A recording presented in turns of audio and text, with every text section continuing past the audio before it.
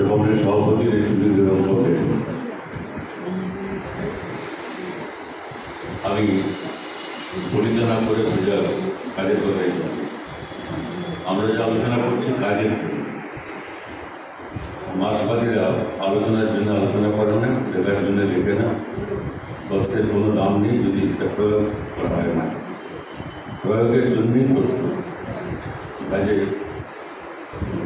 আমি সেই প্রেক্ষিতটা সামনে রেখে আপনাদের কেউ মনে করবেন না যে পঞ্চায়েত নির্বাচনের প্রেক্ষিত বলছি আমি আপনাদের, কেউ মনে করবেন না যে এখনকার এই মুহূর্তে যে আন্দোলন সংগ্রামগুলো রয়েছে দেশব্যাপী সেই সব বিষয়ে আমি যেটা আমাদের আজকের আলোচনার বিষয়ে আমি সরাসরি সেই বিষয়ে লিখেছি। প্রথম কথা হচ্ছে যে আলোচনার একটা প্রেক্ষাপট লাগে তো প্রেক্ষিত লাগে, যেখান থেকে আলোচনায় জায়গা হবে, সেটা হচ্ছে এই যে আমাদের পার্টি, আমি পার্টির কথা বলছি, এখানে তো কোনো ফ্রন্টের কথা না, আপনারা পার্টির নেতা ফ্রন্টে কাজ করে ঠিকই আছে, কিন্তু পার্টি কর্মসূচি মূল কথা হচ্ছে যে বিপ্লবের স্তর ঠিক করে এবং তারপরে কর্মসূচি ঠিক করে। আমরা সবাই জানি যে আমাদের পার্টির বিপ্লবের স্তর হচ্ছে কর্মসূচি যা ঠিক করেছে গণতান্ত্রিক বিপ্লব। যেহেতু গণতান্ত্রিক বিপ্লবের নেতৃত্ব এখন বুঝবারা দেয় না, সময় বুঝবা গণতান্ত্রিক বিপ্লবের যুগে যেটা ছিল সেটা আমরা জনগণতান্ত্রিক বিপ্লব বলি, কারণ এটা শ্রমিক ছেলে শ্রমিক মন্ত্রী এসব ছাড়া সম্ভব না। সেই জনগণতান্ত্রিক বিপ্লবের মোর্চা কী হবে, তাদের নিয়ে কারা তার নেতৃত্ব দেবে, কে ডান পাশে থাকবে, কে বাম পাশে থাকবে, কে একটু দূরে হলেও থাকবে, কেউ একটু দূর থেকে দেখবে, মানে আসবে কি আসবে না, নজরুলমান কে থাকবে, এই সবগুলো আমাদের পার্টি কর্মসূচিতে বিশ্লেষণ করা হয়েছে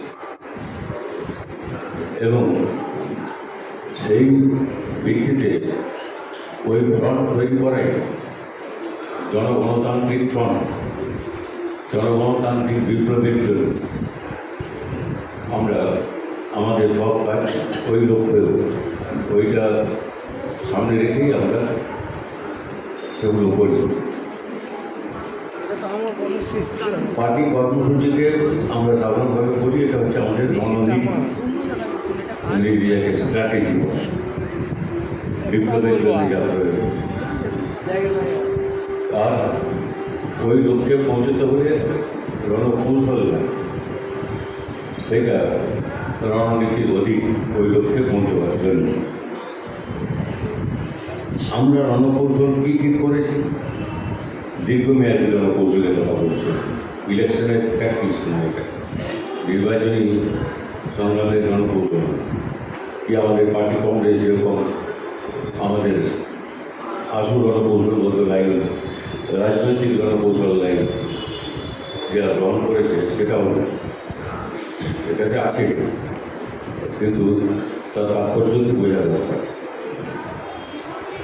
আমরা যেটা এক দীর্ঘমেয়াদী রণকৌশলগত লাইন যে আমরা দশম কংগ্রেস থেকে বলেছি, এটা 23তম কংগ্রেস শুরু হয়, দশম কংগ্রেস জ্বলন্ত।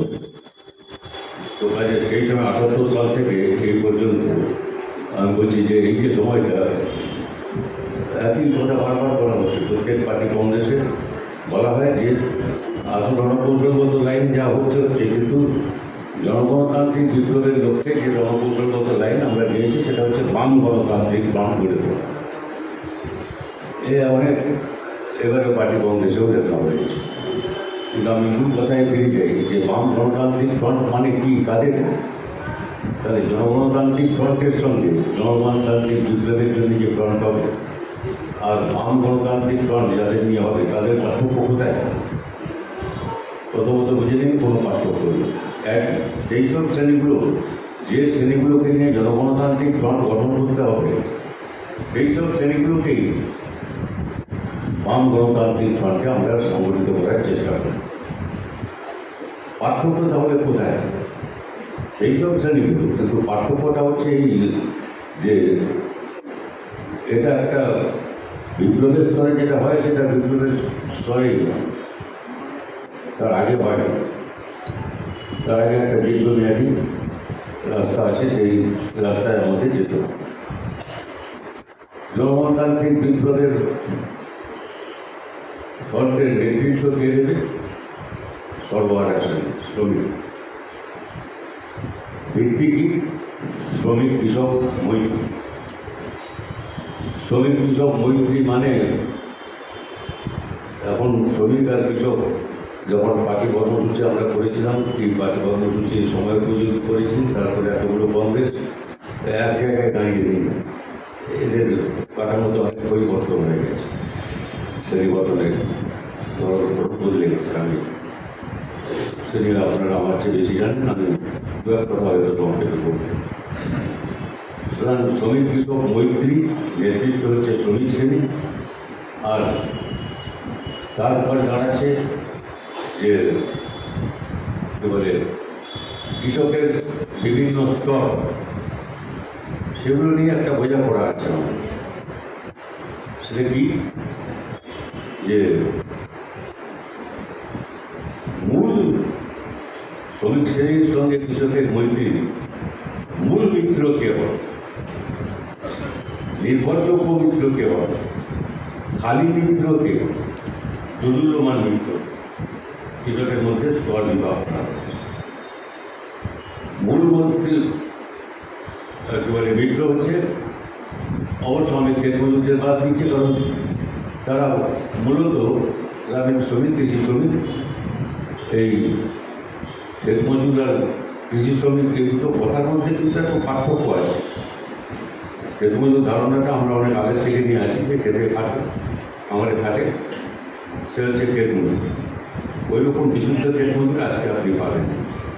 সেই জন্য যখন কৃষিতে, এখানে আপনাদের প্রস্তাব আমি দেখছিলাম যে কৃষিতে পুঁজিবাদের বিকাশ হয়েছে, তখন স্বাধীনতার পরে, তারপরে আরও উদারনীতি যুগে এখন তো একটা আবার বড় সংকটেই পড়েছে, যেটা এখানে যে তিনটা কথা বলা আছে তার উপরে একটা, কারণ এখন পুঁজিবাদের একটা দীর্ঘস্থায়ী সংকট, সেই অর্থে আমরা 150 বছর দেখি।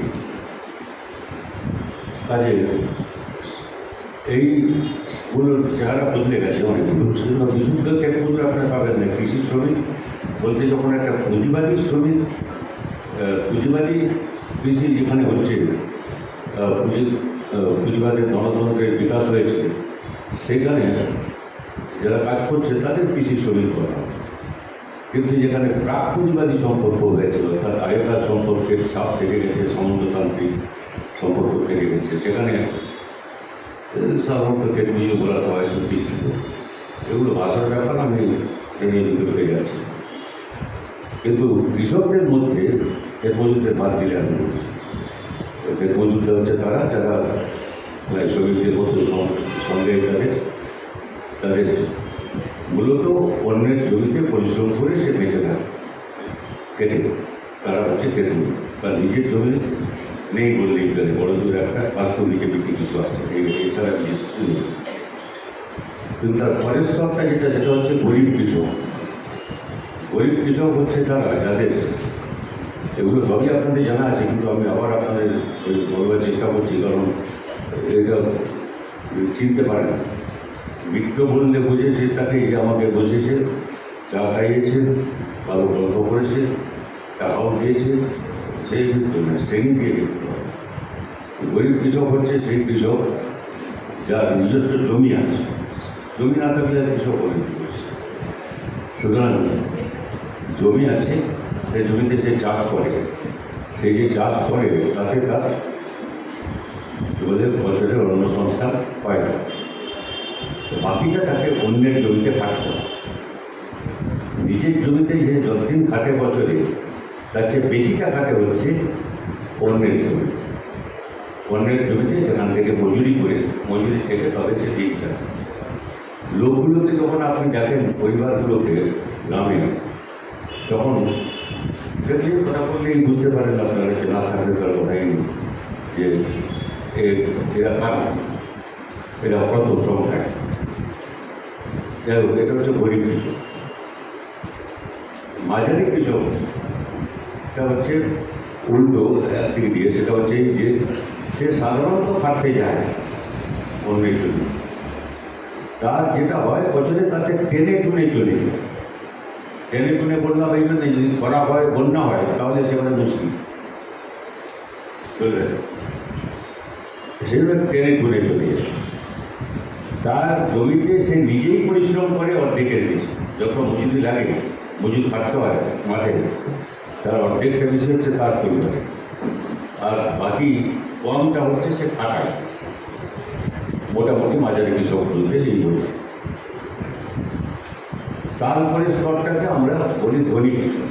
ধনী কৃষক তারা সেও জমিতে কাটে, কাটে না নয় কি, যে কাটে না সে ধনী কৃষক না, সে খাটে, খুব কম খাটে, বেশিটা সে মজুরি খাটে, আর তার টেনে টুনে চলার ব্যাপার।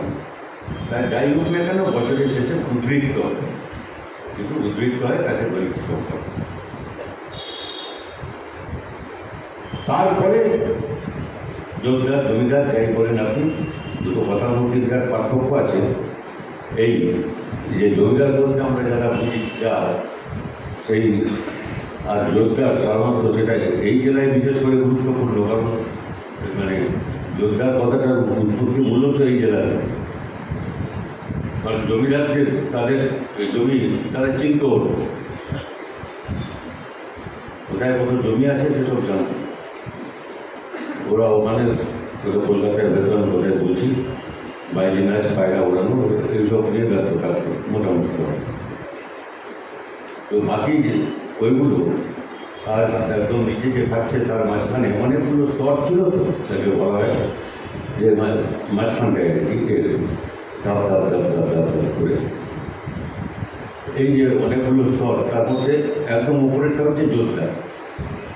জমিদার যাকে মোটামুটি দিয়ে দিত সেটা হচ্ছে এই জোরদারদের কাছ থেকে, জমি দিয়ে দিলাম, তারপরে তুমি কি বলে আমাকে এই খাজনা দেবে, আর বাকি কিছু বোঝা যাবে।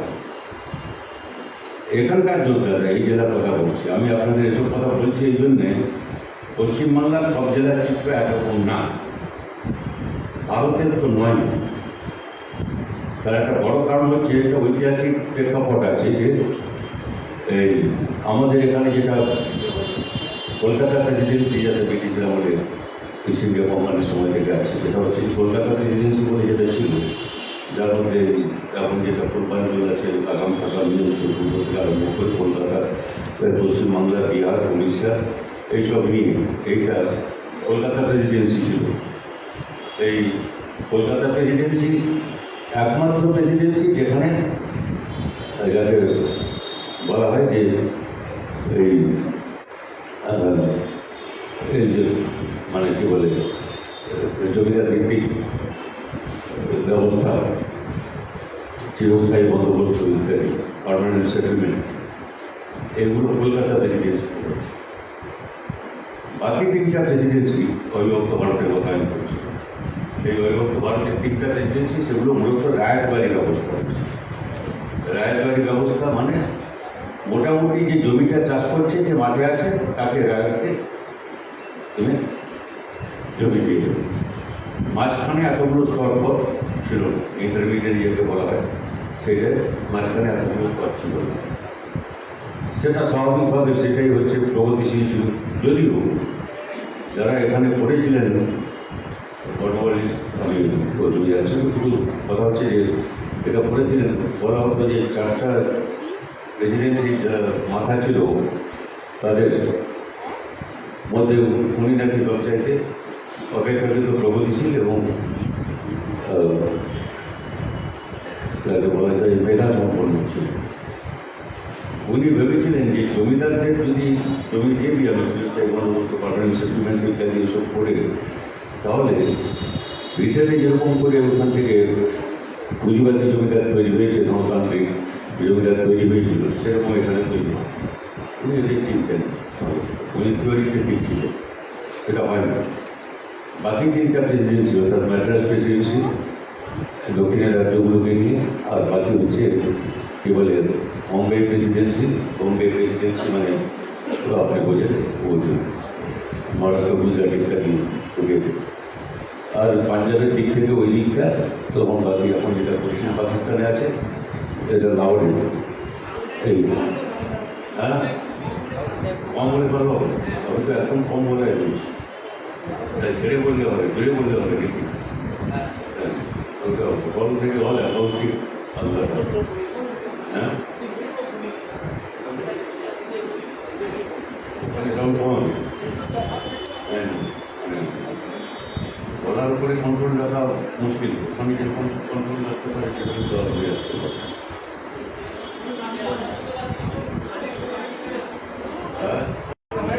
আর একটু কমবে কি করবেন দেখি, আমি আস্তে আস্তে বলবার চেষ্টা করছি, আমি তাড়াহুড়ো করছি না। কথা হচ্ছে যে সেই জন্যে ওই রায়তবাড়ি ব্যবস্থার সঙ্গে আমাদের এখানকার ব্যবস্থা মেলে। আবার ওই প্রত্যেকটা প্রেসিডেন্সিতে আবার নানা রকম চরিত্র আছে, সেগুলো বাদ তার মধ্যে আমি যাচ্ছি। আমি বাংলার কথা যদি বলি, কলকাতা প্রেসিডেন্সিতে যা হয়েছিল চিরস্থায়ী বন্দোবস্ত আছে, সেখানে কিন্তু সব জায়গায় একরকম চরিত্র না। আমি 24 পরগনার কথা বলছি এই জন্যে যে এই যে যোদ্ধা যারা হলো এরা আর কাউকে না চাষিকে দিয়ে চাষ করাবে আর বাদ নেবে। ভাগ চাষি এই ব্যাপারটা উত্তরবঙ্গের আদিয়ারের ব্যাপারটা একটু আলাদা, আমি বোঝাতে যাচ্ছি না, কিন্তু এই আদিয়ার নাম থেকে আপনি হয়তো বুঝতে পারেন। কিন্তু আমি বলছি যে ভাগ চাষির ব্যাপারটা হচ্ছে এইখানে প্রয়োজন। আপনি যদি দক্ষিণের রাজ্যে গিয়ে কোথাও বলেন ভাগ চাষি, তখন আমাদের সরকার যখন ছিল তখন ওরা প্রায় বলত, আবার ভাগ চাষি কেন, ওদের কি রায়ত সত্য নেই নেই, রায়ত কি ভাগ চাষি কি ওরা বুঝতে পারবে, কারণ ওদের তো হচ্ছে রায়তবাড়ি ব্যবস্থা ছিল। তো কাজে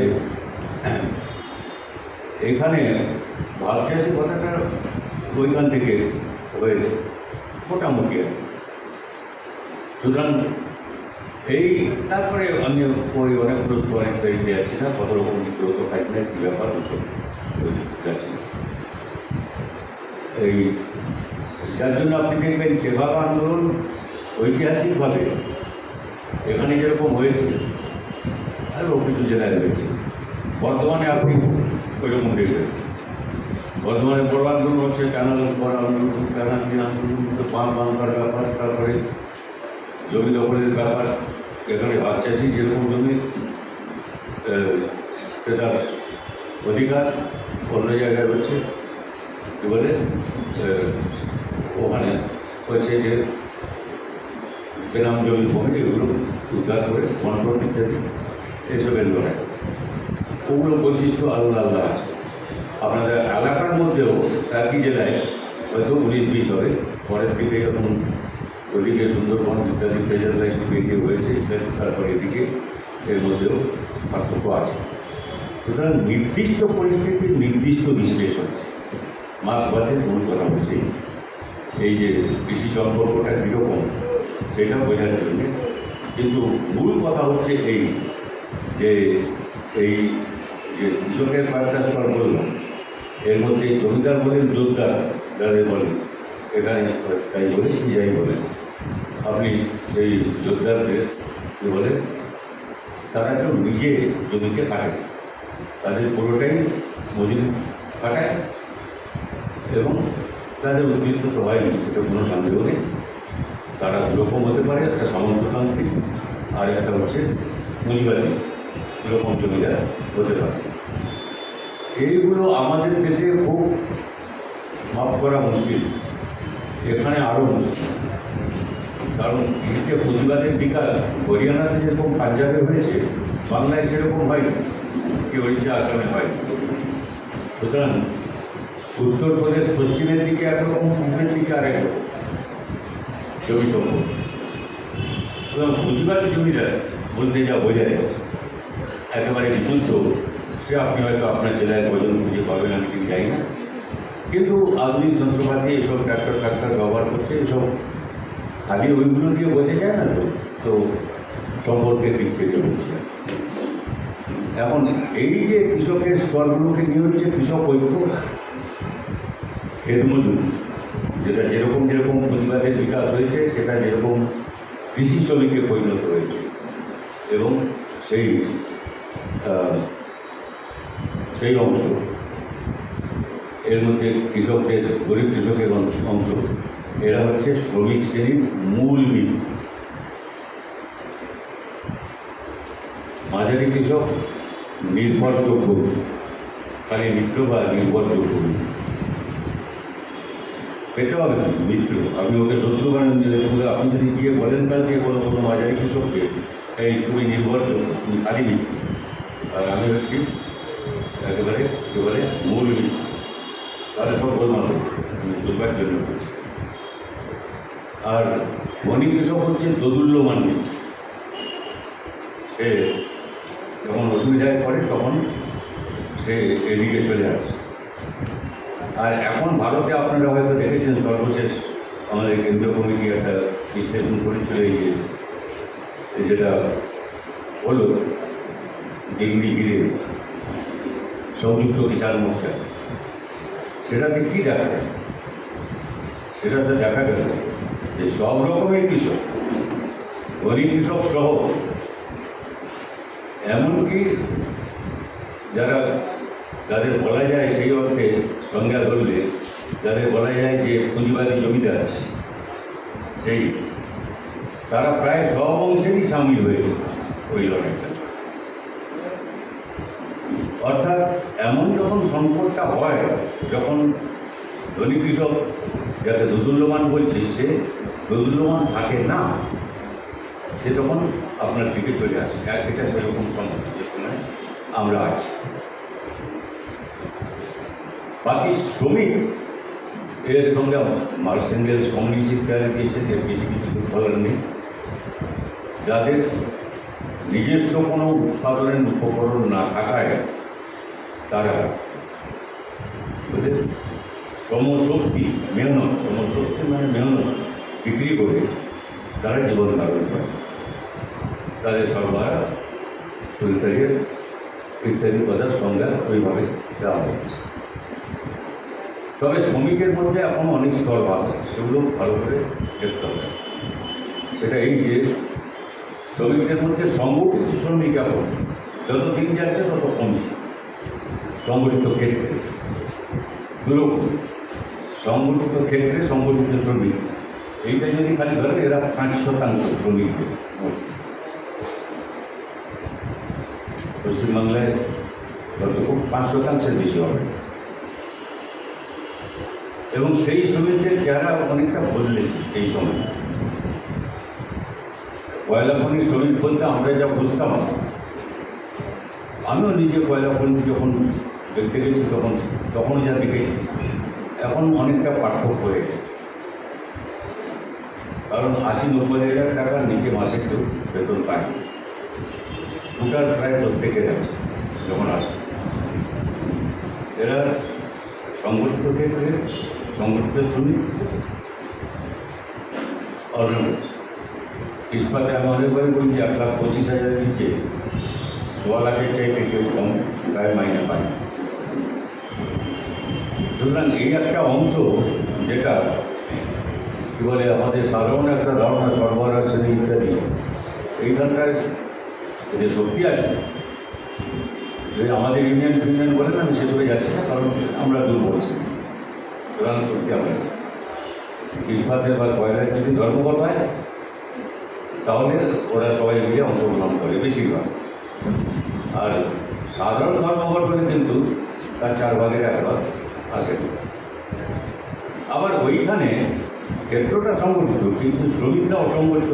তার মানে একটা বড় অংশ, ইস্পাতি হোক আর কয়লাতে হোক, তারা হচ্ছে যারা ঠিকা শ্রমিক বলে, নানা চুক্তিতে হোক, কন্ট্রাকচুয়াল হোক, যাই হোক, এইসব যাদের মাইনে 10-12 হাজার টাকা, পেছনে 5,000-6,000 টাকাও আছে এই অংশ। আর তারপরে বিরাট অংশ হচ্ছে গ্রামে, যে তাদের যারা বদলাচ্ছে, তারা দেশে কাজ করে সেগুলো বদলাচ্ছে, প্রতিনিয়ত পরিবর্তন হচ্ছে। পৃথিবীতে যেদিকে যাচ্ছে, যেরকম আমাদের দলিলে লেখা হয়েছে, পার্টির কথা বলছি আমি, যে সারা পৃথিবীতে মোটামুটি উন্নত বিশ্বের উন্নত পুঁজিবাদী দেশগুলোতে তাই হয়েছে, অন্য জায়গায় ছড়াচ্ছে না। আমরা তো একেবারে পিছিয়ে পড়া দেশ না, মাঝামাঝি একটা জায়গায় আছে, কিন্তু উন্নয়নশীল দেশ ভারতের কথা বলছি। সেখানে হচ্ছে 2/3 শ্রমিক, 3 ভাগের 2 ভাগ তারা যেসব কাজ করে, সেই কাজ করার জন্য কোনো মানুষ দরকার নেই, যন্ত্রই যথেষ্ট। যন্ত্র মানে রোবট সব চালাতে পারে।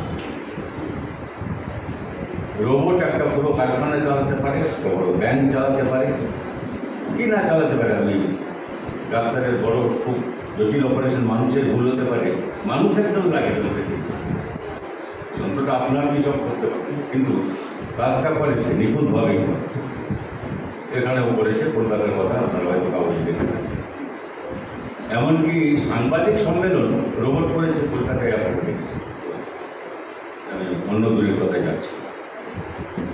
সুতরাং এমন কাজ নেই, হেন কাজ নেই, গাড়ি চালানো থেকে আরম্ভ করে যা এই যে একটা প্রযুক্তির একটা এমন জায়গায় পৌঁছেছে, যেটা হয়তো সমাজতান্ত্রিক ব্যবস্থায় সপ্তাহে 5 দিন কাজ করলে, 6 ঘন্টা কাজ করলে যথেষ্ট, 8 ঘন্টাও লাগতো, আর সপ্তাহে 2 দিন ছুটি থাকতে পারে, সমাজতন্ত্র করে। কিন্তু পুঁজিবাদী ব্যবস্থায় উল্টো, এটাই হচ্ছে বিরাট রকম শোষণের ক্ষেত্র বলতে। থেকে কত রকম এই অসংগঠিত ক্ষেত্রে লোক রয়েছে, এই এলাকার উপরে নির্ভর করে, এই কারোর পক্ষে বলা মুশকিল। সেগুলোকে চিনতে হবে, এরা কারা, কী কী সেক্টরে ওরা কাজ করে, কী কী ক্ষেত্রকে ঘিরে কাজ করে, তাদের সংগঠিত করে। সুতরাং কৃষকদের মধ্যে যেরকম স্তর আছে, তাদের বিশেষ বৈশিষ্ট্য আছে।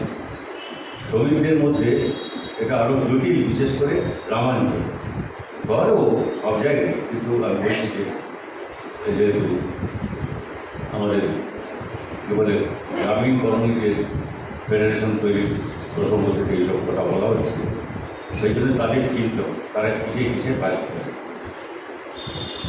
আমার খেয়াল আছে একদিন খুব ভোরে আমি কোথায় একটা বলছি, আপনারা অনেকেই অনেক কিছু দেখে থাকেন, খুব ভোরে আমি ট্রেন থেকে নেমে মুর্শিদাবাদের জঙ্গিপুরের দিকে যাই।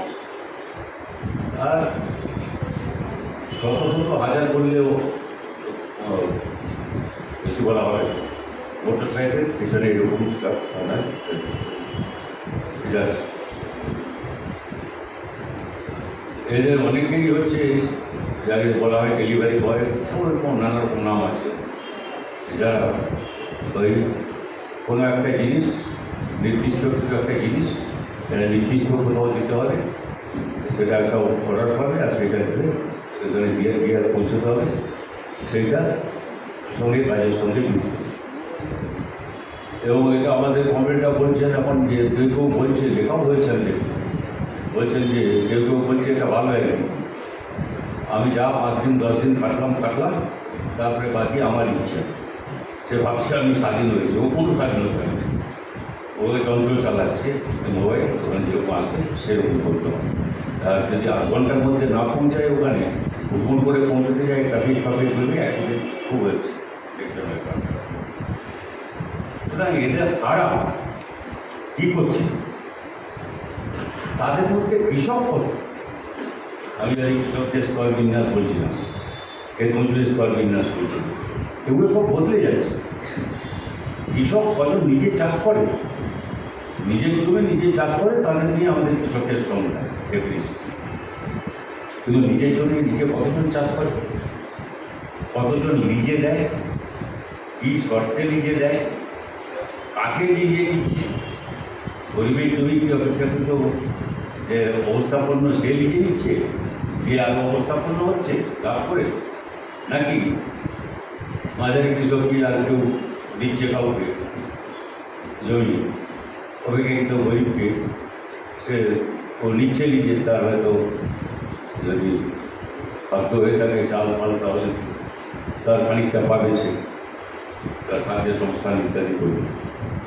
আগে আমরা ভাবতাম যে এরা এই যে করছে চাষটা, এটা নিজের খাদ্যটা সুরক্ষিত করে, আর বাকি চাষে লাভ ফাভ কিছু নেই, এটা ঝামেলা ঢুকে কিছু লাভ ক্ষতি হচ্ছে, লোকসান হচ্ছে। অপেক্ষাকৃত যারা বেশি মেহনত করে চাষে তাদের লোকসান, যাদের আর যেটা মেহনত করছে তার দাম নেই, মজুরি নেই, সে একটা নির্দিষ্ট অংশ পাচ্ছে। এখন আমি দেখছি, আমি অন্তর্ভুক্ত বলতে পারি, আপনারা আপনাদের অভিজ্ঞতা করছেন যে আমরা দেখতে পাচ্ছি এখন যে ওটাও নয় যে জমি দিচ্ছে সেই ওই চালটা খাবে তার কোনো কিন্তু মানে নেই, ও চাল বিক্রি করে দেবে যাকে নিয়ে, সেটা খাওয়ার মধ্যে চাল বাজার থেকে কিনবে, সম্পর্কটা খুব জটিল হচ্ছে। সেই অর্থে কৃষক সবাই কৃষক নেই, ক্ষেতমজুর যাদের বলি আমরা তারাও ক্ষেতমজুর সব কৃষিতেই শ্রম আছে সেরকম নেই। তাদের অনেকেই যে সময়টা মজুরি করে চাষে পেল আর বাকি যেটা পেল না সেইটা হচ্ছে অন্য কাজ করছে, সেগুলো অসংগঠিত ক্ষেত্রে কোনো একটা শ্রমিক হিসাবে সে কাজ করছে, সে খালি কৃষি শ্রমিক বা ক্ষেতমজুর না, সে অসংগঠিত ক্ষেত্রে শ্রমিক হিসাবে কাজ করছে।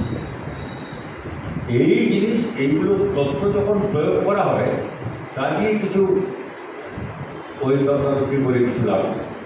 এখন কথা হচ্ছে ওখানে মাঠে কে কী করছে, তারা কত চোখ বন্ধ করে যে কথাটা বলে দেওয়া যায় সারা বিশ্বের ক্ষেত্রে, সারা দেশে, আমাদের রাজ্যে, এই জেলায়, সেটা হচ্ছে এই অংশটা যারা গ্রামের সর্বহারা অংশ এবং আধা সর্বহারা প্রলেটারিয়েট, সেমি প্রলেটারিয়েট, এই অংশটা বাড়ছে মানে খুব ভালো রেটেই বাড়ছে। এটা হচ্ছে সংখ্যাগরিষ্ঠ অংশ। এই অংশকে যদি আপনি একত্রিত করতে না পারেন তাহলে এদের নিয়ে তো হবে কি বলে আপনার জনগণতান্ত্রিক ফ্রন্ট। বাম গণতান্ত্রিক ফ্রন্টের সঙ্গে জনগণতান্ত্রিক ফ্রন্টের পার্থক্য হচ্ছে, এক, আমি বললাম একটা বিপ্লবের ফ্রন্ট, রণনীতিগত ফ্রন্ট, একটা রণকৌশলগত। দুই, বাম গণতান্ত্রিক ফ্রন্ট তখন করতে হচ্ছে যখন শ্রমিক শ্রেণীর নেতৃত্ব বা শ্রমিক শ্রেণীর পার্টি, কমিউনিস্ট পার্টির নেতৃত্ব তার স্বীকৃত নয়, সর্বজন স্বীকৃত নয়, সবাই মেনে নিয়েছে এরকম নয়, বাকি সবাই মেনে নিয়েছে হ্যাঁ শ্রমিক শ্রেণী তুমি নেতা হবে। আমি বিশ্বাস করি যে আপনাদের যদি এখানে ভোট না হয় তাহলে আপনারা বেশিরভাগ করবেন না শ্রমিক শ্রেণীর নেতৃত্ব হবে, আপনাদের নেতৃত্ব আমরা সুতরাং কেবলমাত্র বিপ্লবের স্তরে শ্রমিক শ্রেণী সেই পর্যায়ে যেতে পারে তার কাজ যদি সেরকম তাকে বড় একজন শ্রমিককে কৃষক ইত্যাদি তারা মনে করে যে হ্যাঁ একটা শক্তি। এই বাম গণতান্ত্রিক ফ্রন্টের জনগণতান্ত্রিক ফ্রন্টের সঙ্গে আরেকটা পার্থক্য হচ্ছে তৃতীয় যেটা, সেটা হচ্ছে এটা খুব ভুল ধারণা আছে। আমাদের পার্টি কংগ্রেসে বলেছে প্রত্যেক রাজ্যে বাম গণতান্ত্রিক ফ্রন্ট গড়ে তোলার জোর দিতে হবে। বাম গণতান্ত্রিক ফ্রন্ট বলতে পশ্চিমবাংলার বাম ফ্রন্ট, কেরালার বাম গণতান্ত্রিক ফ্রন্ট, ত্রিপুরার গণতান্ত্রিক ফ্রন্ট, এইটা বোঝায়। হ্যাঁ, এই তিনটা রাজ্যের জন্য যথেষ্ট, কিন্তু যথেষ্টও নয় আর কি, যথেষ্ট একটু কম, ভোট ভোটের জন্য ঠিক আছে, কিন্তু যে শ্রেণীর মোর্চা গঠনের কথা বলা হচ্ছে তার জন্যে এটা পর্যাপ্ত না। বাম গণতান্ত্রিক ফ্রন্ট একটা সর্বভারতীয় ফ্রন্ট বলে, সেই কাজটা আমরা পাচ্ছি না। পার্টি কংগ্রেস জন্য আপনারা এর মধ্যে আলোচনা করে থাকেন, আপনারা দেখবেন স্পষ্টভাবে লেখা আছে, সেজন্য প্রত্যেক রাজ্যকে বলা হচ্ছে যে সেখানে বাম গণতান্ত্রিক ফ্রন্টে কারা সামিল হতে পারে তাদের চিহ্নিত করা, তাদের এলাকায়ও চিহ্নিত করা। আমরা কটা পার্টি বুঝি, তার মধ্যে কেউ ছেড়ে যায়নি, কিন্তু 3-5টা লোক বেশি আনতে পারে না। কেউ থাকে না, সে তার চেয়ে অনেক বেশি লোক আনে। যে অনেক দিন ধরে আছে সেও ভয় পাচ্ছে, আবার যে নেই সে আবার তার শক্তি একটু বাড়ছে বলেও বলছে না, এরকম হচ্ছে। সেইটা হচ্ছে পার্টির ব্যাপার। আমি যেটা বলতে চাচ্ছি সেটা হচ্ছে এই যে এই শক্তিগুলো কারণ তাদের চিহ্নিত করে, রাজ্যকে চিহ্নিত করতে হবে, তার মানে এলাকা ইত্যাদিকে চিহ্নিত করতে হবে। এইটা যদি করতে হয় তাহলে এই জমি কৃষক ক্ষেত মজুর এটা যদি করতে হয় তাহলে ফ্রন্টের ভিত্তিটা মোটামুটি একটা দাম। কিন্তু এটাই তো সব নয়, আরও বাকি আছে মধ্যবিত্ত। আমাদের পার্টি কর্মসূচি যখন আমরা সময় উপযোগী করি তখন আপনারা দেখবেন আগে এটা ছিল না, কিন্তু পরে 2000 সালে যেটা আমরা করেছি সেই কর্মসূচি আমরা এখন কর্মসূচি করি আর সেটার ভিত্তিতে নাম রাখি। সেখানে আপনারা দেখবেন মধ্যবিত্তের দুটো অংশের কথা বলা আছে। একটা উপরে যারা উদারনীতির পক্ষে, উদারনীতির দ্বারা তার লাভবান হয়েছে মনে করে লাভবান হয়েছে, সে সবকে লাভবান পাবেন না, কিন্তু তারা তো উপরে ছিল। আর নিচেরটা হচ্ছে সেই অংশ যারা এইসবের উদারনীতির ফলে আক্রান্ত হয়েছে এবং তাদের হাল খারাপ হচ্ছে। কিন্তু শেষটা বলা হয়েছে এদের আমাকে পেতে হবে মধ্যবিত্ত মৃত্যু, এই জনগণতান্ত্রিক ফ্রন্টের মৃত্যু, এর বাদ দিলে হবে, এদের পেতে হবে আমাকে। এইটা হচ্ছে সাধারণ বোঝাপড়া। তারপরে আরেকটা উপরের অংশ এখন পুঁজিবাদী বিকাশের ফলে হয়েছে, সেটা কৃষকের সঙ্গে মেলানো ঠিক না, হয়তো তার মধ্যে কিছু বড় কৃষক থাকবে, সেটাকে বলে যে গ্রামীণ ধনী, রুরাল রিচ, একটা ধনী সম্প্রদায় গ্রামে তৈরি করেছে। হ্যাঁ, আমি বলছি যে ধনী সম্প্রদায় তৈরি হয়েছে। এই ধনী সম্প্রদায় যেটা তৈরি হয়েছে গ্রামের ধনী, তাদের জমি থাকতে পারে, তারা হয়তো জমিদার হতে পারে। বেশিরভাগ সামন্ততান্ত্রিক জমিদার যারা ছিল তাদের কেউ খুব একটা বংশে বেঁচে বেঁচে আছে বা জমিদারি আছে সেরকম উঠতি যেটা হয়েছে সেটা হয়েছে। তারা হয়তো পুঁজিবাদী কোথায় চাষ করে সেটাও হতে পারে, নাও হতে পারে। তার আয়ের মূল উৎস কৃষি না, জমি না, তার আয়ের মূল উৎস অন্য কিছু করে, সারের ব্যবসা হতে পারে, বাস চালায় বলে হতে পারে, কন্ট্রাক্টারি করে হতে পারে, আর পুরো লুট করে হতে পারে। যে লুটেরাদের বাড়ি আপনারা দেখছেন এখন, বিশেষ করে গত 11 বছরে 3 তলা 4 তলা এই যে সব, এরা লুটেরা, এরা কোনো উৎপাদনে, এরা টাকার থেকে টাকা পড়বে, ঘুষ নিয়ে পড়বে, কমিশন নিয়ে পড়বে, কাটমানি থেকে পড়বে, ইত্যাদি ইত্যাদি নানা। সেটা একটা ক্ষেত্র, কিন্তু এ একটা অংশ। এই অংশটা কী বলে আপনার এই যে সব কৃষক বললাম, এর চাইতে কী বলে দেখছেন আপনি শত্রু শিবিরে আছে। কিন্তু আমি যেটা বললাম পাঞ্জাব হরিয়ানায় যেটা হলো, সেটা কিন্তু এই অংশেও ধনী কৃষক তো বটেই, জমিদার তো পুঁজিবাদী জমিদার তো বটেই, এবং এইরকম একটা গ্রামের একটা অংশ তারা হয়তো সব ওখানে লুটপাট করছে সেরকম না, সরকারি পশ্চিমবাংলার মতো না। তার বাড়ির ছেলেগুলো কেউ আর্মিতে কাজ করে, কেউ অমুক করে, কেউ তমুক করে, এইসব বেশিরভাগ হয়তো এরকম। এই যে অংশটা, এই অংশটা ছিল।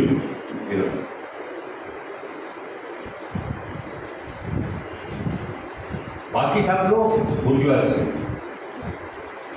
পুঁজিপতি, তাদের দুটো ভাগ, একটা বৃহৎ, একটা অবৃহৎ।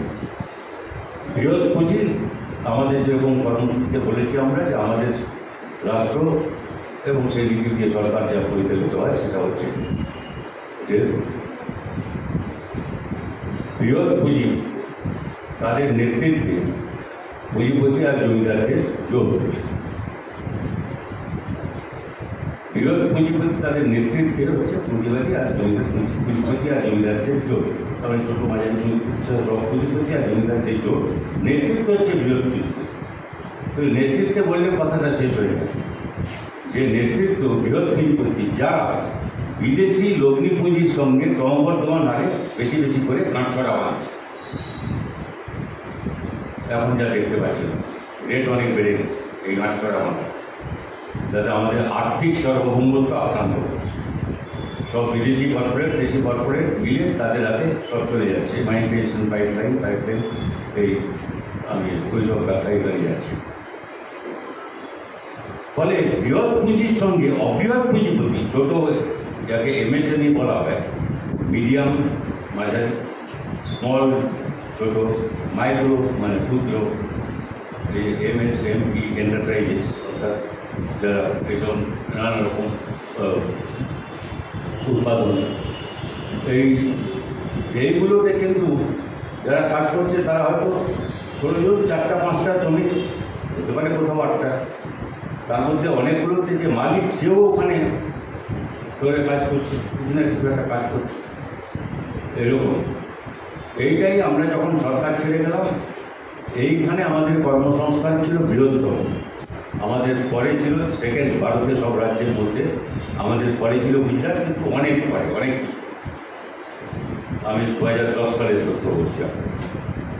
তাহলে এই যে অংশটা অবৃহৎ, এখন দেখা যাচ্ছে এই সময়কালে অবৃহৎ পুঁজিপতিদের সঙ্গে বৃহৎ পুঁজিপতিদের একটা দ্বন্দ্ব আসছে। আমাদের কর্মসূচিতে লেখা আছে যে তাদের কোথায় যাবে ঠিক নেই, কিন্তু সময় হলে তারা এদিকে আসতে পারে, ঠিকঠাক আমরা চেষ্টা করতে হবে, এইসব বাধা লেখা আছে। সুতরাং অবৃহৎ থাকলে তাদের সম্পর্কে আপনার দৃষ্টিভঙ্গি বৃহৎ পুঁজির বেলায় যে দৃষ্টিভঙ্গি একরকম হয় না। তাহলে এই হচ্ছে আপনার ফ্রন্ট, যারা একসঙ্গে যদি আনতে পারেন তাহলে পরে বিপ্লবী ফ্রন্ট, জনগণতান্ত্রিক ফ্রন্ট ভিত্তি তৈরি হবে, সর্বভারতের ক্ষেত্রে সেটা তৈরি হবে। বাম গণতান্ত্রিক ফ্রন্ট হচ্ছে সেই কৌশল, যে কৌশলের মধ্য দিয়ে জনগণতান্ত্রিক ফ্রন্টকে তাদের সমবেত করতে হবে, তাদের এক জায়গায় আনা যায়। এই দৃষ্টিভঙ্গি থেকে কলকাতার সাংগঠনিক প্লেনা সিদ্ধান্ত করেছিল যে এদের কী করে একত্রিত করবেন, কী করে একটা ফেডারেশন করা। ফেডারেশন এটা মূলত কৃষক সভা, ক্ষেত মজুর আর শ্রমিক গ্রামাঞ্চলে তাদের আরবান ডকুমেন্ট একটা আলাদা আছে, আমি সেটাই যাচ্ছি, কিন্তু আমি বলছি যে এদের নিয়ে কী করে একটা ফেডারেশন তৈরি করা, এবং সেটা আমরা ফেল করেছি, পারিনি। এখনও যে আলোচনায় আছে সেটা এইসব আলোচনা হচ্ছে কেন না, এখনও দ্বিধা আছে। দ্বিধার কারণ কি? কোনো যুক্তি আছে? যুক্তি কিছু নেই, যুক্তি একটা আছে, সেগুলো কোনো যুক্তি নেই। এটা কি? এটা নিশ্চয়ই আপনাদের এখানে হয় না, কিন্তু কোথাও তো হয়, আমাদের কথাটা শুনতে বলে কৃষক সভার যখন মেম্বারশিপ করছে তখন ক্ষেত মজুরি মেম্বারশিপ ওরা করে দিচ্ছে, ওরা আগে করে নেয়, তারপরে আমরা যাই, তারপরে বলে আমি তো মেম্বার হয়েছি ওখানে, আবার একবার হবো কেন? হ্যাঁ, ওই জন্য ঝামেলার ব্যাপার। এই একটা প্রস্তাব তো আমাদের পার্টি কংগ্রেসেই শুনেছি, কোনো একটা রাজ্য থেকে কেউ বলছিলেন যে আমাদের ক্ষেত মজুরকে ছেড়ে দিন, আমরাই এই ফ্রন্টটা তৈরি করি ফেডারেশন। আর এই ফেডারেশনে আপনি তৈরি করেন, 3জনকে নিয়ে করতে হবে ফেডারেশন। পার্টি রাজ্যও ভাবতে পারে শ্রমিক শ্রেণীর নেতৃত্ব দরকার, যখন শ্রমিক শ্রেণীর নেতৃত্ব বিপ্লবের সময় থাকে, জনগণতান্ত্রিক বিপ্লবের সময়। বাম গণতান্ত্রিক ফ্রন্টের জন্য শ্রমিক শ্রেণীর নেতৃত্ব দরকারটা কোনো সম্পর্ক নেই, কারণ আমরা করব, কৃষক করবে, কৃষক করলে মেম্বারশিপ দেখুন আপনি, আমরাই হচ্ছে সবচেয়ে বেশি। হয়তো আপনাদের এখানে ঝগড়া হয় না এইসব নিয়ে, কিন্তু আমি বলছি যে এইগুলো কোনো ব্যাপার, অর্থাৎ বিপ্লব কী, কর্মসূচি কী, কর্মকৌশল কী, সেসব মাথায় নেই। মাথায় হচ্ছে কে আধিপত্য করবে, কে নেতৃত্ব করবে, কে ডাকতে পারবে, কার মেম্বারশিপ বেশি হবে, ইত্যাদি রকম ব্যাপার। তারপরে গ্রামাঞ্চলে একটা সমস্যা হচ্ছে যে এই যে শ্রমিককে সংগঠিত করা, এটা ঠিকই আমরা সবাই জানি যে ট্রেড ইউনিয়ন আমরা যে কাজে অভ্যস্ত, যেভাবে একদিন করেছি, তাতে এদের অসংগঠিত ক্ষেত্রকে আমরা এখনও সংগঠিত করতে অনেক দূর আছে, ক্যাডার কম আছে, কর্মী কম আছে। তাহলে আপনার এখানে বেশি থাকতে পারে, কোথাও কম থাকতে পারে, কিন্তু কর্মী কম আছে। এই যে কর্মীর অভাব আছে, অনেকে বলে কর্মীর অভাব, ও লেনিন থেকে আরম্ভ করে বিভিন্ন এটা ওই করেছে পার্টি সংগঠনের মূলনীতি, চারটা প্রবন্ধ আছে না, আমি অনেকবার মনে করে দিচ্ছি, নিশ্চয়ই এখানেও বলে থাকবো কোনোদিন, যে ওটার ভূমিকা কাকাও লিখেছিল 1947 সালে ফেব্রুয়ারি মাসে, স্বাধীনতার আগের কথা। কয়েক মাস আগে ৪৭ সালে ফেব্রুয়ারিতে প্রথম সংস্করণ স্টালিন কাগানুজি নিমিত্ত মানসিক 4 জনের লেখা কমিউনিস্ট পার্টির সংগঠন। ও অনেক এডিশন হয়েছে, অনেকের আপনাদের কাছে আছে, তো কাজে এটা মানে কিছু নতুন ব্যাপার বলছে সেরকম না। তো আমি এটা উল্লেখ করছি এই জন্য যে এই যে আমাদের একটা ফেডারেশন তৈরি করার উদ্দেশ্য, সেটা হচ্ছে যে ওইখানে আমি যেটা বলতে গিয়ে বললাম, কর্মী নেই, লেনিনকে কোট করে দিমিত্র বলছেন, বললেন কর্মী নেই, কর্মী নেই বলছেন, কর্মী আছে, কর্মী নেই। কর্মী তো অনেক আছে, কিন্তু আমরা কর্মী পাচ্ছি। হয়তো এরকম সবটা নয়, কিন্তু সেটা হলেও ঠিক যে আসলে কর্মী আছে, সেই কর্মীকে আমার ঠিক পছন্দ হচ্ছে, মানে আমার কথা বলছে, পার্টির কথা বলছে। একটু পটপট কথা বলে, বয়স একটু কম, ছোটো মুখে বড় কথা বলছে, দুটো বাঁধিয়ে দেয়, ঝামেলা করে মাঝে মাঝে, ডিসিপ্লিন লো হয়েছিল, শৃঙ্খলা শৃঙ্খলা সব মানছে না। আরে আপনি তো শৃঙ্খলেই মাঝেন আর শৃঙ্খলা একটু করে করছেন, সেটা মনের দিক দিয়ে মাথা হয় এখানে। সুতরাং কর্মীর অভাব নয়, এটা বললাম, এটা চিরকালের কমিউনিস্ট আন্তর্জাতিকে যত দলিল পত্রিকা আছে, যে কেউ পড়ে সেখানে দেখতে কর্মী আছে, কর্মী নেই। সেই জন্যে নেই, মানে কারণটা হচ্ছে আমি বললাম একটা কারণ বললাম, হয়তো অনেক কারণ থাকতে পারে, সেটা বহু দৃষ্টান্ত আমরা এখনও দেখছি। আজকে এখানে পাটাকে নিচে কথা বলছিলাম, কালকে যেখানে জলপাইগুড়ি ট্রেন ধরবার আগে এখানে এসে শুরু করে প্ল্যাটফর্মে আছে, সেখান পর্যন্ত কথা বলছিলাম, সবাই এই কথাই বলছে। বেরো বললো নেই, গেলে তো সবাই সারা দিচ্ছে, পয়সা চাইলে পয়সা দিচ্ছে, যে পয়সা কোনোদিন তুলিনি এখন তাই পাচ্ছি। উল্টে বলছে তুমি আসছো না কেন, আমি যাচ্ছি না তো, আমি তো বলছি তুমি আসছো না কেন। এটা সাধারণ অভিজ্ঞতা, আমি কথা বলাচ্ছি। সুতরাং আমরা ট্রেড ইউনিয়ন ফাউন্ডেশনে বলি ঠিক আছে আপনাদের ক্যাডার নেই, কিন্তু কেউ হয়তো ক্ষেত মজুর করছে, করছে তো করছে, ক্ষেত মজুর করলে সেখানে বিশুদ্ধ ক্ষেত মজুরকে পাচ্ছে না। এইসব ক্ষেত মজুরদের মধ্যে যারা কিছুক্ষণ শ্রমিকের কাজ করছে তাদের,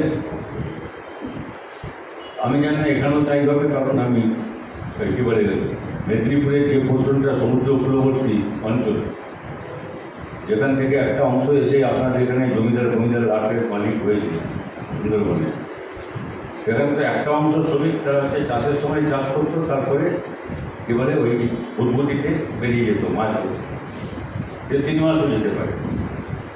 আপনাদের নেই না, থাকতে হবে একরকম তো মোটামুটি টাকা। তার মানে সে কি, সে তখনকার কথা বলছি আমি, তখনও শ্রমিক ছিল, সে কি বিশুদ্ধ কৃষক না ক্ষেত মজুর ছিল। অর্থাৎ ক্যাডার কে প্রত্যেকে পাচ্ছে সেটা বড় ব্যাপার। অর্থাৎ এই অসংগঠিত ক্ষেত্রটা গড়ে তোলবার জন্য, তারপরে এই ইন্টার ফেডারেশন তৈরি করার জন্য এই যে কাজটা, এই কাজটা যদি বৈপ্লবিক পরিপ্রেক্ষিত থেকে না দেখা হয়, তার আসল অনকৌশলগত ফ্রন্ট, বাম গণতান্ত্রিক ফ্রন্ট গড়ে তোলার দৃষ্টিভঙ্গি থেকে না দেখা হয়, যার মধ্য দিয়ে যে বিপুল অংশ সর্বহারা আধা সর্বহারায় পরিণত হচ্ছে তাদের ত্যাগ করা যায়, এই দৃষ্টিভঙ্গি থেকে যদি না দেখা হয়, তাহলে এটা কমিউনিস্ট পার্টি হয়। কমিউনিস্টদের এইভাবে আমার মনে হয় যে, আমি খুব কথা বলাতে চাইনি, কারণ কথা শেষ নেই, সেজন্য কথা বলাতে চাই। মূল যদি এই বিষয়টা আমরা উপলব্ধির ক্ষেত্রে কোথাও অসুবিধা আছে, সেটা আমাদের আলোচনা করে নিজেদের মধ্যে ঠিক করতে হবে। কিন্তু এইটা ছাড়া আর অন্য কোনো পথ নেই। যদি যারা বিপ্লবের কথা বলে, পার্টির কথা বলে, জনগণতান্ত্রিক ফ্রন্ট, বাম গণতান্ত্রিক ফ্রন্ট কোথায় কোথায় বক্তৃতায় উচ্চারণ করে, তাদের কাছে বলা যতটা সহজ, করা তার চাইতে 100 গুণের বেশি হচ্ছে কাজ, কঠিন কাজ করতে হয়। কিন্তু করলে যে হয় তার প্রমাণ এখন হয়। একটা উদাহরণ খালি দেওয়া যায় যে, এই যেটা হলো দিল্লির চারদিকে ঘিরে এই যে জিনিসটা হলো, কৃষকরা 3টা বিল তা প্রত্যাহার করতে বাধ্য করতে পারবে। ছোট ব্যাপার এতে পার্টিতে কার কি আছে? হ্যাঁ, আমাদের পার্টির যারা তারা ওর সঙ্গে যুক্ত আছে, কিন্তু তাদের যেরকম বললাম আমি শ্রমিক শ্রেণী বা তার পার্টির নেতৃত্ব এখনও স্বীকৃত নয়, তাকে নিয়ে সব নেতা সবাই মিলে ওখানে নেতা। আবার তারা এই যে শেষ আপনি দেখবেন অগ্নিপথে এখানে বলেছে যে সংযুক্ত কিষাণ মোর্চার আহ্বান আপনারা দেখে থাকবেন, জান না আমার কাজ হচ্ছে পোস্ট পেলে আমি পেজে পোস্ট করি। সংযুক্ত কিষাণ মোর্চা আহ্বান করেছে যেটা কোনো দিন আজ পর্যন্ত করেনি, সেটা হচ্ছে সমস্ত সংগঠন, সমস্ত গণসংগঠন এবং রাজনৈতিক দল তাদের সবাইকে আমরা আহ্বান করছি এই 24 তারিখে এই যে একটা ছিল এটার জন্য। তারপরে ওরা আগমন দল যদি বাম গণতান্ত্রিক ফ্রন্ট বলতে কি বোঝায়, চেহারাটা কীরকম হবে যদি আপনাকে বুঝতে হয়, তাহলে ওইটার দিকে সর্বভারতীয় স্তর এই কথাটা বোধহয় আমি লিখেছিলাম কোথাও, যাই হোক এখন পর্যন্ত কেউ গাড়িগালার দেয়নি বা আমাকে চিঠিও দেয়নি বা মোবাইলেও মেসেজ পাঠায়নি। সেটা তার কারণ সেটা আমাদের আলোচনার ভিত্তিতে, বোঝাপড়ার ভিত্তিতে। অর্থাৎ এইরকম একটা জিনিস হতে পারে, সেখানে আমার পার্টির নেতৃত্ব আছে, কিন্তু আমি সেখানে দাঁড়াতে পারি, সেখানে একটা ভূমিকা পালন করতে পারি। লোক আছে আপনি এখানে ব্যবহার করতে পারছেন কি পারছেন না, পাঞ্জাব হরিয়ানায় যা হবে আর এখানে তা হবে এরকম সম্ভব না, চরিত্রগত পার্থক্য আছে। কিন্তু বোঝাপড়াটা যদি পরিষ্কার থাকে মাথায়, এবং শ্রমিক কৃষক মৈত্রী হয়েছে না তা হয়, কিন্তু এরা ডাকলে ধর্মঘট, ওরা ধর্মঘট করে, ওরা ধর্মঘট ডাকলে কৃষক সমর্থন করে, মৈত্রী না, একটা বোঝাপড়া তো হয়েছে প্রাথমিক স্তরে। মৈত্রী হবে ওইখানে ওই জনগণতান্ত্রিক বিপ্লবে, কিন্তু একটা বোঝাপড়া, একটা পরস্পরের কাছাকাছি আসে। শ্রমিক কৃষককে বলছেন কৃষক শ্রমিক। একদম লাস্ট কথা হচ্ছে আমার, যে পৃথিবীতে এরকম কোনো বিপ্লব হয়নি, যেহেতু মূলত এখন পর্যন্ত কোনো উন্নত পুঁজিবাদী দেশে সেই অর্থে গণতান্ত্রিক বিপ্লব, সমাজতন্ত্র ইত্যাদি হয়নি। কিন্তু যতগুলো হয়েছে তার সব অভিজ্ঞতাই বলে যে কৃষক শ্রমিক এসব ছাড়া আর যদি একটা শক্তি থাকে সে হচ্ছে সৈনিক। আপনারা হয়তো খেয়াল করুন যে কী বলে নভেম্বর বিপ্লব যা বলা হয়, 3টে বিপ্লব আছে তার ভিত্তিতে। একটা হচ্ছে কিন্তু শান্তি, কৃষকরা গেছে ওখানে ফ্রন্টে ভালো লড়াই করছে, যেটা লেনিন বিরোধিতা করছে। আমাদের ভোটের বিরুদ্ধে যুদ্ধ, আমার বিরুদ্ধে যুদ্ধ না করে যুদ্ধটা বন্ধুটা তো ঘুরিয়ে ধরতে হবে দেশের শাসক শ্রেণীর বিরুদ্ধে। আর উনি শান্তির আহ্বান, জার্মানির সঙ্গে মৈত্রী যুদ্ধ করছে, আর শ্রমিকরা ফিরে আসতে পারছে। ফিরে এসে শ্রমিকদের সোভিয়েত তৈরি হলো, সৈনিকদের সোভিয়েট তৈরি হলো, কৃষকদের সোভিয়েট তৈরি হলো। কৃষকদের সোভিয়েটে গিয়ে বিপ্লবের 7 তারিখের পরে যারা 7 থেকে 10 হয়তো দুনিয়া কাঁপানো 10 দিন করেছে, যে জন রেটের লেখা ভালো বাংলা খারাপ হয়নি তো কাজে ওটা যে কী বলে ওইখানে আছে যে লেনিন বক্তৃতা করতে দাঁড়িয়েছেন কৃষকদের, আর ওকে সব চেঁচামেচি করছে, কারণ কৃষকদের মধ্যে বলসেভিক পার্টি সেরকম বিরাট শক্তি ছিল, অন্য একটা সোশ্যাল ডেমোক্রেটিক ফোর্স ওইসব কতগুলো তারা বেশি করছে। এবারে সোশ্যালিস্ট রেভলিউশনে এই একটা সোশ্যালিস্ট রেভলিউশনে বলে কাটছো একটা, তারা বেশি করছে। তারা তো সবাই কী বলে চেঁচামেচি করতে আরম্ভ করছে, লেনিনকে বলতেই দেবে। আর সেখানে যেরকম বিবরণ আছে আমার যেটুকু মনে পড়ছে, অনেকদিন আগে পরে তো কাজে উনি ওই যে কনফারেন্সে ব্যাচ দেয়, উনি ওই ব্যাচটা এরকম করে খুলে রাখেন। তখন ওরা ভাবলো কী বলছে, আছে শুনি কী বলছি, গোলমালটা ছেড়ে। তারপরে ব্যাচটা দেখিয়ে বললেন যে আমি এই সম্মেলনে নির্বাচিত প্রতিনিধি হিসাবে আপনাদের বলতে পেরেছি। নির্বাচিত প্রতিনিধি ব্যাচ পেয়েছে, ওর ভালো অধিকার আছে, দেবে না। তাই ঠিক আছে, চুপ করে ঠিক আছে মনে বললাম থেকে।